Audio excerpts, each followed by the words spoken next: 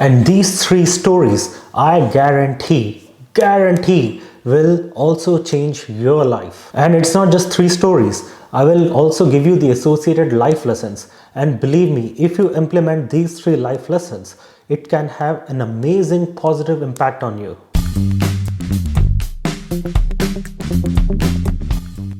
This is Chaitanya Samphara, faculty at the College of Business, University of Texas Arlington, and I'm here to tell three stories of my doctoral advisor. So I've been wanting to make this video for a long time, but here it is. One person can ruin your life. Similarly, one person can uplift you, can show you the right way, can be your guide, and can give you immense hope, and can teach you numerous lessons, not by preaching you, but just by their behavior. And here I am to tell you what kind of lessons I had learned from my doctoral advisor. See, in many of my previous videos, I have always claimed that I had the good luck of having the greatest advisor in my PhD program. Now, there are hundreds of stories, but I will just tell you three stories, okay? Just three stories that can actually tell you why I hold him in such high regard and why I have so much reverence for him. Okay, so my doctoral advisor's name is Dr. Arun Rai, and I have hundreds of stories to share, but I cannot share all the stories. So here are the three stories. Story number one. The first incident where I learned to know about this person was that I had applied for the PhD program and I got admitted. And then Dr. Rai asked me to attend his executive MBA classes that he was teaching in Buckhead campus. So Georgia State campus is in downtown Atlanta, and there is another campus called Buckhead, which is about a half hour away. And then at Buckhead campus, he was teaching executive MBA class on technology and operations, if I'm not mistaken. So I used to work full-time at Georgia Pacific, and then on Saturdays he asked me to attend his classes, which were Saturday at 8 in the morning. Okay, so I had to get up really early and then reach that place. Now on this particular Saturday, I reached the place at around 7:45. And remember, at these executive MBA classes, they give you breakfast, lunch, and in some cases, sometimes if the classes are late, they even give you dinner. But there are always breakfast, snacks, and lunch. Okay, so I reached at 7:45 and the breakfast was all set. And then I was waiting for him to come and start his class, right? And he lived in Athens, Georgia, which is about an hour away. And he was driving from Athens to come teach his 8 in the morning class. Now that day he was not able to make it in time. He came before the class started and he reached the campus and that place by 7:57. Okay, so he had just 3 minutes to start his class. And I was collecting my breakfast, putting on my plate so that I can go into that classroom and while he's teaching, I can eat my breakfast. So I said that there is not much time left, just eat your breakfast quickly. And he says, I really don't have enough time. I need to start teaching my class. I'm very hungry, but I need to start the class on time. And then it was 7:58, 7:59 already. Then I said, let me just grab you a quick coffee. And then he looks at the time and looks at the clock and says that, oh shoot, we have to start teaching. Okay, then I said, at least let me give you a coffee. And he says, you know what, Chaitanya, my work is my caffeine. And then he started his 8 in the morning class and he taught until 12 and then ate lunch. He was very hungry already. Okay, in spite of that, he did not want to waste time. He wanted to start the class at 8 a.m. sharp. The life lesson here is that look at what he said. He said, my work is my caffeine. Okay, he was hungry, but he put his own comfort behind and his duty to the front. This is a quality that many top achievers have. They have immense respect and regard for their work. They put their work before their comfort, and therefore they are able to achieve such high success. The second incident and life lesson is my favorite of all time. Okay, now I was a doctoral student in my second year of the PhD program, and at the time my stipend was not that high. Okay, and the summer semester was arriving where your stipend that they pay you in summer is either very low or they don't pay you at all. I don't remember what exactly it was, but it was probably very low salary. And then I went to Dr. Rai and I told him that, Dr. Rai, I do not have enough paychecks coming in summer to survive. Okay, so can you please see if you can help me in some way? And then he said, okay, you know what, we have a total 4 or 5 doctoral students in our department. It was a small contained department, okay, Center for Digital Innovation.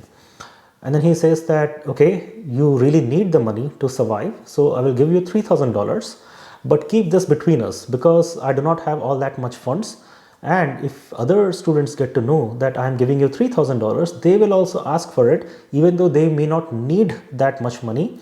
And I do not even have enough funds to fund everybody that much. So I will give you $3,000. You can work through summer, and please do not share it with other students. Just keep it between us. So I was like, okay, that's a fair deal, right? And then a week later, Georgia State did something where they increased the health insurance fee. And there was this doctoral student union at the Robinson College of Business, where all the PhD students were a part of that. It was not a union, it was like a kind of an organization. And then the president of that organization was another doctoral student. He sent out an email to all PhD students, 70 PhD students, not just my department, all the departments included accounting, finance, information systems, marketing, everybody. And then he sent an email to everybody saying that, see, Georgia State has increased the health insurance fee and it is going to hit us hard and it is going to be very expensive for us. So we should write a petition and oppose this. We need to do whatever it takes because it is going to be very difficult for us because our stipends are quite limited. And if they charge such high health insurance fee, it will be difficult to sustain. So that would have got me worried as well. But now I felt better that I have some extra stipend coming my way in the summer, right? So I forwarded that email where everyone was protesting, and I forwarded that to my advisor, Dr. Rai, saying that, thank you, Dr. Rai, because of you giving me extra $3,000 for the summer, I will not struggle as much and I will be able to sail through in spite of this increased health insurance fee. And I thanked him for his help. And 1 minute after I sent that email, I noticed that I had actually copied everybody. Okay, so he said that do not share this even within our own department. And I had sent out a mass email to all the doctoral students in the entire college, where they all saw my message to him, where I was thanking him for giving me those extra $3,000. Okay, it was a blunder. And 1 minute later, when I noticed what I had done, I got really scared. And 1 minute after that, which is 2 minutes after I sent that email out, I saw my phone ringing. Okay, and I saw who was calling. It was Dr. Arun Rai calling me. Okay, so I guarantee you almost that my heart was beating so fast with fear that you could hear my heartbeat from 5 meters away. Okay, I was scared for my life, like I am doomed, I'm gone. And I had to pick the phone call though, right? So I picked the phone call and he says, hi Chaitanya. I said, hello Dr. Rai. He says, you know what you did just now, right? I was like, yes. And then he says, see, calm down. I know it was a mistake on your part. I fully trust that you would never do such a thing intentionally. You will never break my trust intentionally. It was just a mistake on your part. Okay? So calm down. I'm not mad at you. I'm not upset at you. Just be careful going forward. Just be careful in future. Okay? Do not make such mistakes where you are not careful enough to see who all you are sending that email to. So that is all. And then he said that, and he told me something more, that if other students come and ask you, what are you talking about? What happened? Then he told me something that this is how I should explain it to them. Okay? And that is it. He completely forgave me. I was expecting him to go hard at me, punish me, okay, probably even kick me out of the PhD program or ask me to not to be his student anymore. He could have done anything because I really violated his trust in a way, but it was not intentional. But he was magnanimous. He showed a large heart. He completely forgave me for my blunder. And that is our second life lesson. When you are in a powerful position over other people, when you know that you have subordinates or students or whoever, please know that we are all human. We all can make mistakes. So if somebody makes a big mistake and expects you to punish them, try this trick. Try and forgive them and not to make that an issue at all. You will be surprised how much the other person can actually appreciate it. After that incident, I became an extremely grateful person for the kind of advisor I had.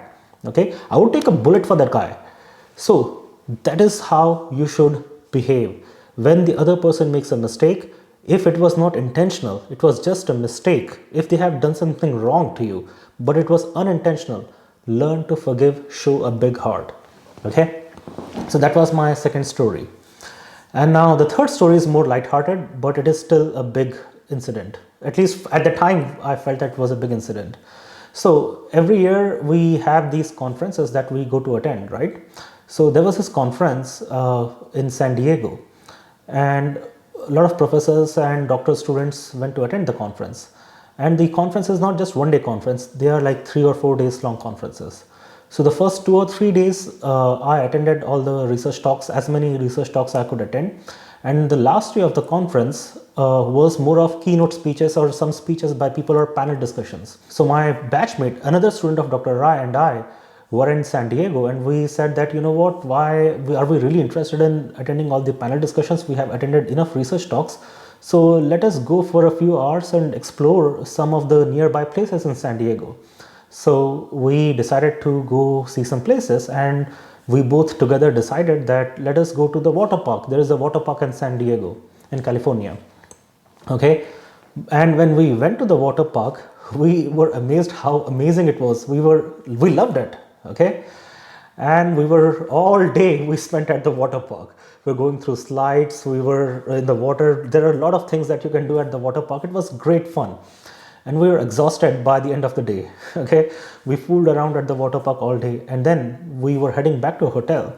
And then he and I discussed that, oops, we did not attend any panel discussions today.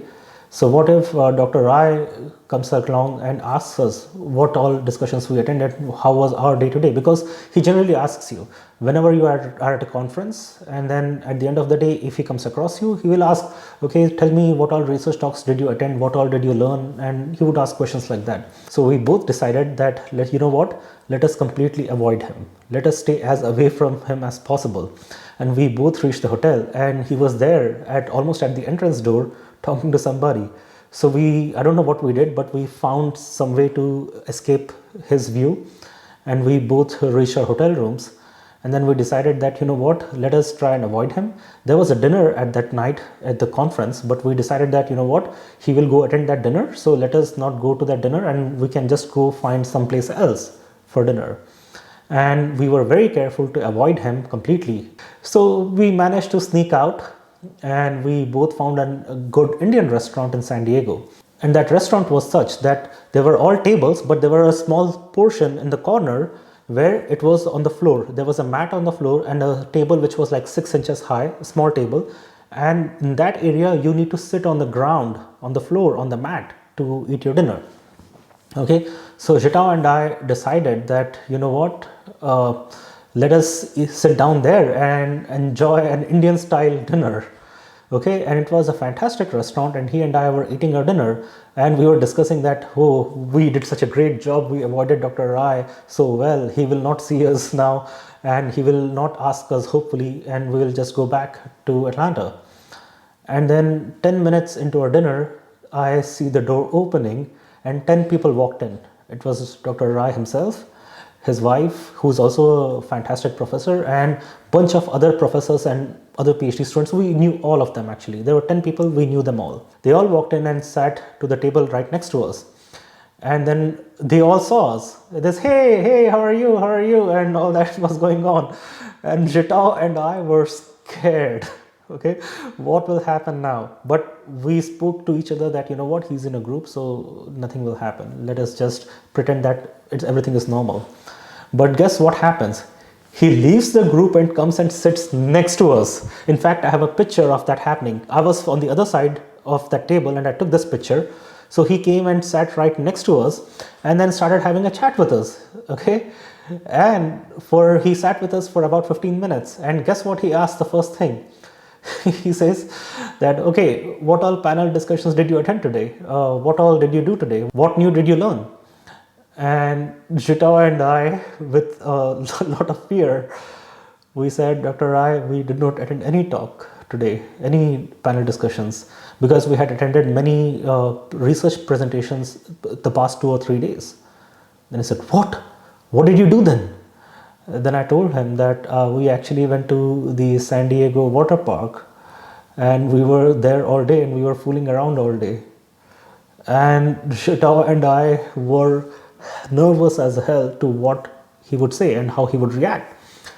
And you know what he says? He says, very good, you should enjoy life because you have come this far. You can take a short break, you can go to some place. Good that you have attended the conference, you attended research talks, and you also enjoyed some life. It's all good. Have fun like that. And then he changed that discussion and he started talking about the research ideas that he had. Completely different conversation altogether. And remember, he was with another group. So until their dinner was served on their table, he sat with us. Only when his dinner was served by the waiter, he left us and went back. But he spent as much time as he could with us. And we were both relieved and we were very surprised. Okay, so this was my third life lesson, is that you have to sometimes take it easy. I know it is important to learn and focus, but be easygoing on your students, or sometimes be easygoing on your employees if you are in a higher position. And it is not all about work all the time. Take it easy. Okay, so these were the 3 life lessons, and there were many such incidents that happened with me in my PhD program. And there's a reason why when I wrote my acknowledgements portion in my doctoral dissertation, I dedicated the entire first paragraph to my advisor, Dr. Arun Rai.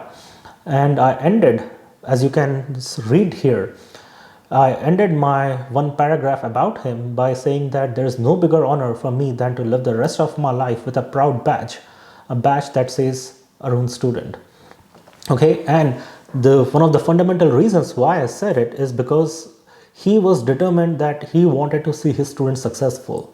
He was the most caring doctoral advisor that you can ask for. He was strict. He was actually very strict, don't get me wrong. But at the same time, he was determined to see you succeed. Okay?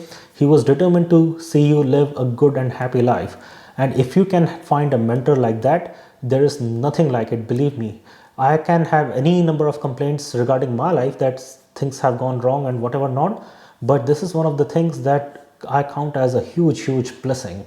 Okay, so I hope that you can also find a great mentor like I did, and good luck with that. Thank you for watching. Jai Hind and God bless America.